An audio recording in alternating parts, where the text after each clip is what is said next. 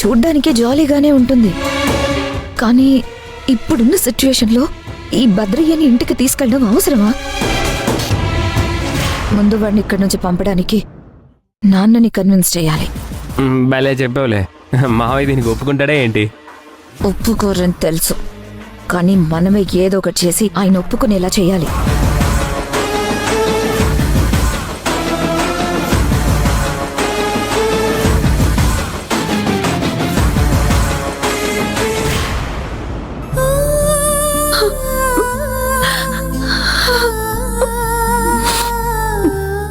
చూడమ్మా నేలవేణి, ఎందుకమ్మా ఏడుస్తూ ఉన్నా?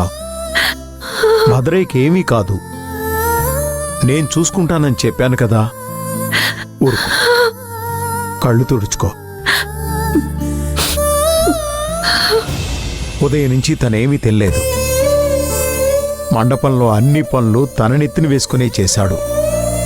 అక్కడ జరిగిన విషయాలకి ప్రెషర్ ఫీల్ అయ్యాడమ్మా, అంతే.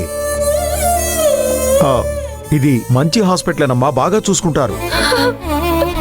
చూడమ్మా నీలవేణి, హాస్పిటల్లో ఉండి కూడా ఇలా మాట్లాడుతున్నానని ఏమీ అనుకోవద్దు. నీ పరిస్థితి నాకు బాగా అర్థమవుతోంది. ఒక అమ్మాయికి ఏమేమి జరగకూడదు అవన్నీ నీకు జరిగాయి. మీ నాన్న స్థానంలో ఉండి ఆలోచించి చూస్తే జరిగింది దారుణమే.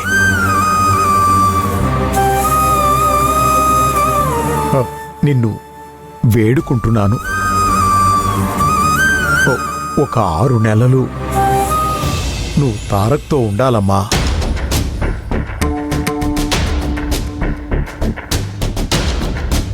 వాడు తాగిన మైకంలో ఏం చేస్తున్నాడు వాడికి అర్థం కావడం లేదు.